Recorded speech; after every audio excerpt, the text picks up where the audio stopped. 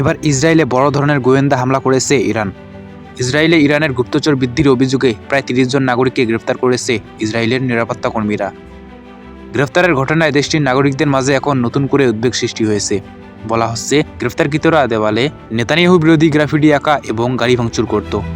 অভিযোগ উঠেছে, ইরানের গোয়েন্দারা ইসরায়েলিদেরকে অর্থ দিয়ে এই ধরনের হামলা করাচ্ছে। আটক হওয়া প্রায় সবাই ইহুদি নাগরিক।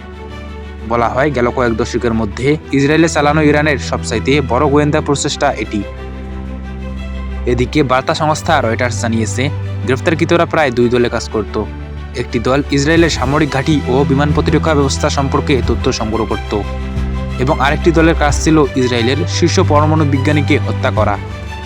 এ বিষয়ে ইসরায়েলের নিরাপত্তা কর্মকর্তারা রয়টার্সকে বলেছে, গেল 2 বছর ধরে সাধারণ ইসরায়েলিদেরকে অর্থ দিয়ে গোয়েন্দা তথ্য সংগ্রহ করা ও হামলা চালানোর জন্য ইরানি গোয়েন্দারা বারবার প্রচেষ্টা চালিয়ে যাচ্ছে। মূলত এর আগেও ইরানি গোয়েন্দারা ইসরায়েলে হামলা চালিয়েছিল। তখনকার সেই অভিযানে ইসরায়েলের একজন উচ্চপদস্থ ব্যবসায়ী ও একজন সাবেক মন্ত্রীকে নিয়োগ দেয় তেহরান। তবে ইসরায়েলের বিরুদ্ধে গেল কয়েক বছরে ইরানে গোয়েন্দা হামলা করে ইরানের একজন শীর্ষ পরমাণু বিজ্ঞানীকে হত্যা করার অভিযোগ রয়েছে।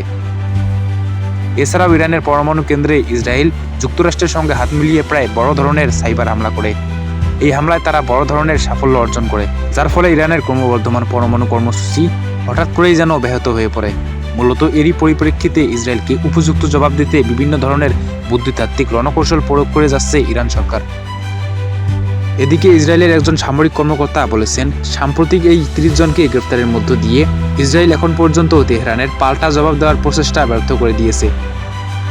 মূলত এখন ইসরায়েল মনে করতেছে, লেবাননে হিজবুল্লাহর উপর হামলা এবং সিরিয়া তেহরানের মিত্র সাবেক প্রেসিডেন্ট বাশার আল আসাদের পতনের কারণে ইরান এখন অনেকটাই দুর্বল হয়ে পড়েছে।